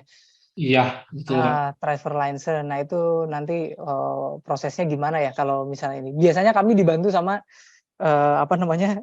vendor kami yang dulu, yang tim project Iya, zaman dulu. iya, Cuma ini udah lama iya, sekali kan, jadi iya, kami udah iya, nggak ada hubungan lagi. Nah, iya, iya. saya baru tahu. Seperti itu Pak, kurang lebih Pak. Terima Oke, kasih. oke, oke. Baik, Pak. Yang pertama mungkin ya, apakah support ERP lain mungkin ya, Kepware. Secara ini belum Pak ya, belum support. Bahkan sebenarnya dengan ERP itu sebenarnya itu via database-nya sebenarnya Pak, gitu ya. Jadi kalau misalkan ERP Bapak menggunakan database yang disupport oleh Kepware, nah itu bisa, gitu ya. Itu bisa, ya. Itu bisa. Tapi jika langsung interface langsung tidak sih sebenarnya gitu ya. Nah jika ERP Bapak ada API-nya gitu ya, API-nya ada SDK-nya tuh, nah itu bisa kita coba menggunakan OPC router sebenarnya. Yang itu pertama. Yang kedua tadi Siemens ya, pindah Pak ya dari mana tadi Pak? IAC berapa? iFix ya. iFix menggunakan tadi protokol IAC berapa? 61850. 61850 ya. Nah, sebenarnya gini Pak, Kepware itu kan iFix sama WinCC itu kan ada HMI Pak ya, software SCADA. Nah, sebenarnya iFix ini perlu dicek dia di WinCC ini ya apa namanya perlu cek apakah support protokol IEC Pak 62850 ya, seperti itu. Itu perlu dicek. Kalau tidak ada bisa menggunakan OPC. Nah, Kepware itu support IEC 62850. Jadi Bapak bisa menggunakan WinCC, di mana WinCC itu akan ambil data dari Kepware. Jadi Kepware nanti yang mau ambil data dari device yang tadi device misalnya relay protokol, relay ini ya, peralatan ini ya, protection ya, relay protection, Kepware akan ambil data dari tadi relay protection menggunakan protokol IEC 62850, baru nanti WinCC akan ambil dari Kepware. Itu mungkin Pak untuk WinCC ya. Dan yang ketiga mengenai tadi ya memang apa namanya dibandingkan dengan Alliance memang kita relatif baru Pak ya. Cuma memang untuk Indonesia kebetulan kami sudah diberi otorisasi gitu ya oleh Kepware untuk bisa tadi resell atau membantu tadi proses tadi apa jika ada permasalahan ataupun teknis gitu ya terkait dari Kepware. Jadi Bapak bisa berdiskusi dengan kami untuk tadi masalah misalnya transfer license dan ataupun tentang Kepware lah ya. Apapun itu tentang Kepware itu bisa berkomunikasi dengan kami. Itu kurang Pak Azhar Pak. Baik, terima kasih Pak. Ya, oke Pak. Baik, untuk pertanyaan selanjutnya mungkin ini berhubungan dengan Pak Syafri tentang SAP. Jadi dari SAP dapat melakukan action write ke PLC, contoh untuk meriset counter value. Untuk Pak Syafri mungkin bisa dijawab. Oke, baik Pak.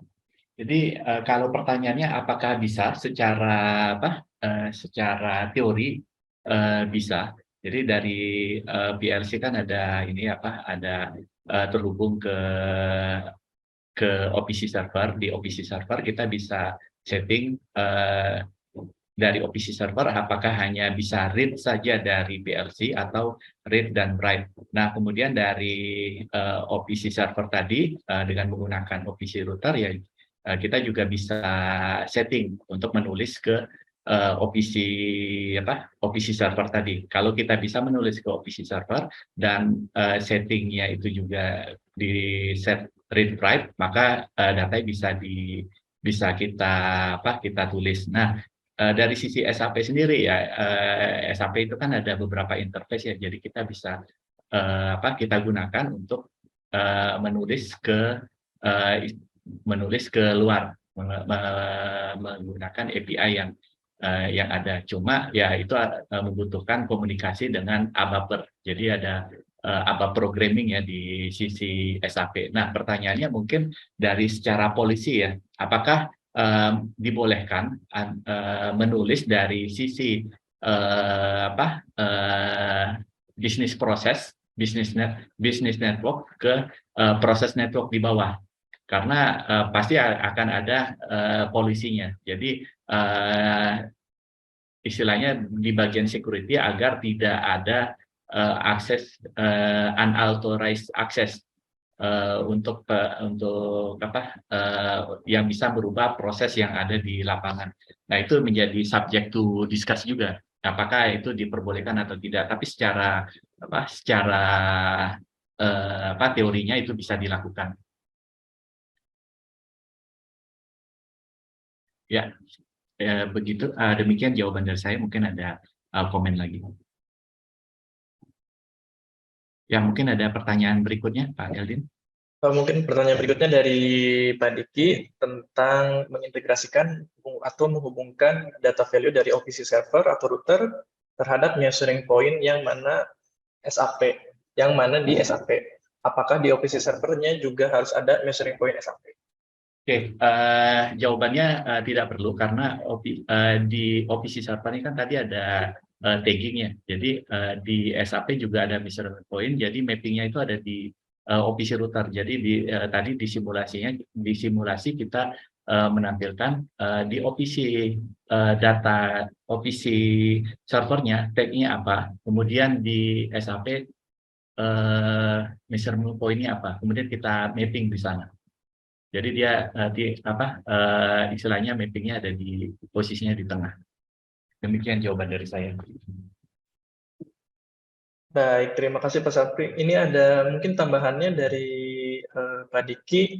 Mungkin ini lebih teknikal, ada di kolom chat. Iya. Tentang Oke, mungkin apakah memungkinkan. Saya aja langsung yang membaca ya. Oke, tadi dari Pak Diki tahapan yang dijelaskan adalah data dari OPC server, kemudian dibaca oleh OPC router, kemudian jika value-nya lebih besar dari set point, maka data tersebut akan dikirim ke posisinya di measuring point. Jadi kita akan mengenerate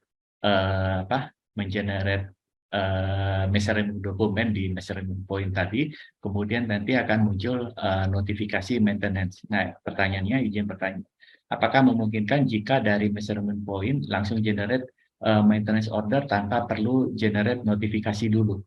Atau OPC berikutnya, apakah memungkinkan jika tahapannya OPC server ke OPC router, jika value tertentu maka langsung SAP maintenance order?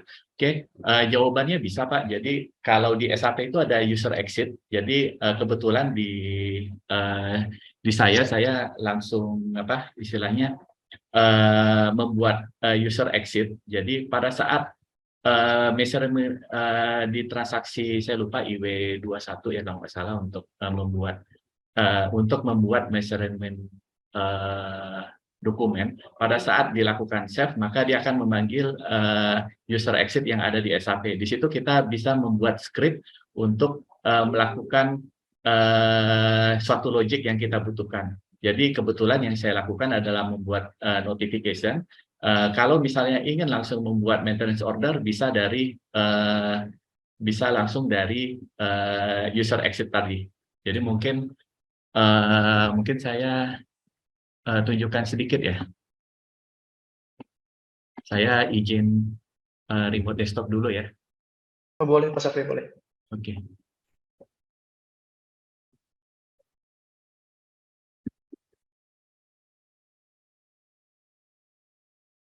Saya share screen.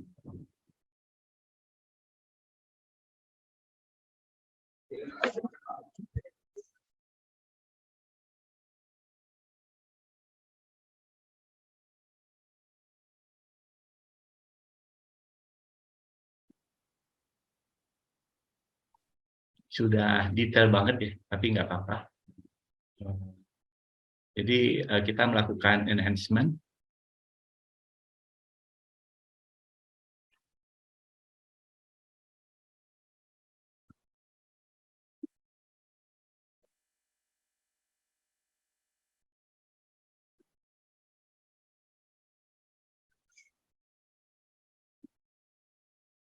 Oke, di sini saya memanggil user exit yang ada, kemudian nanti dari sana kita panggil user exit-nya, kemudian nanti kita bikin kode sendiri. Jadi ya standar ini. Jadi ya kita tinggal panggil. Jadi kalau misalkan nanti pengen langsung memanggil pada saat measurement dokumen tadi di generate langsung membuat maintenance order bisa. Di sini contohnya hanya untuk yang maintenance notification. Mungkin jawaban saya seperti itu, Pak. Ya, terima kasih banyak Pak atas penjelasannya, Pak. Ya. Baik, terima kasih Pak Sapri atas jawabannya. Mungkin karena keterbatasan waktu, kita cukup sekian untuk sesi tanya jawabnya. Kembali saya informasikan untuk yang belum mengisi absensi, karena kami ada penawaran untuk eksklusif untuk yang ikut webinar hari ini, yaitu diskon Keepware yang nanti bisa teman-teman redeem melalui email. Nanti akan saya infokan melalui email untuk ya. Saya bisa menunjukkan satu hal tadi sebelum ditutup ya nanti. Nah, untuk tadi terkait yang ini ya, yang pertanyaan Pak Hendrik sebenarnya yang tadi saya ingin menunjukkan sebelumnya. Oke. Mungkin boleh Pak Yogi untuk dilanjutkan. Oke, izin sebentar Pak ya. Tadi yang Pak Hendrik ya, apakah Keepware tadi API gitu ya? Nah, seperti yang untuk API ini contoh Pak ya, kita menggunakan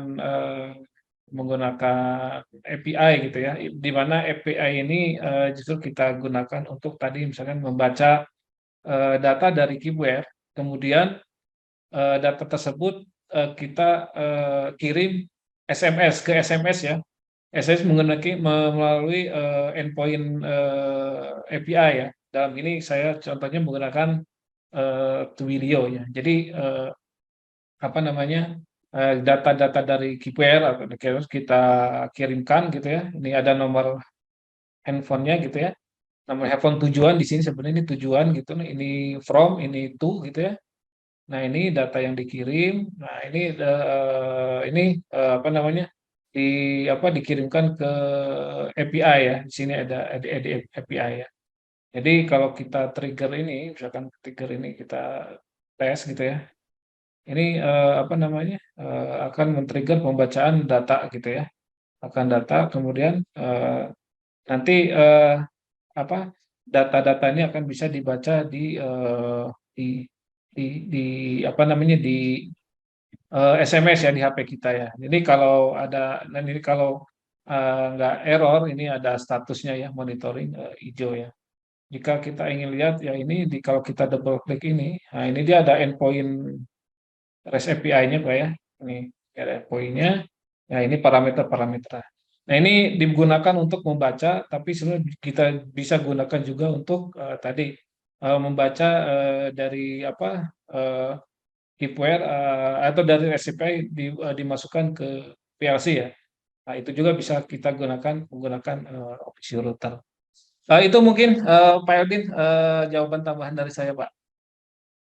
Terima kasih Pak. Baik, terima kasih Pak Yogi atas tambahan jawabannya. Mungkin karena waktunya sudah mepet, Mari saya cukupkan sekian untuk sesi tanya jawabnya. Untuk pertanyaan-pertanyaan yang belum kami jawab, bisa langsung menghubungi kami via email ataupun via WhatsApp di PT Skada Prima Cipta. Itu bisa kontak kita di support@skada.co.id, atau untuk pertanyaan mengenai Kipware bisa di capsales@skada.co.id. Untuk website kami ada di skada.co.id, dan untuk LinkedIn kami ada di PT Skada Prima Cipta. Mungkin itu saja yang dapat kami sampaikan, kurang lebihnya mohon maaf.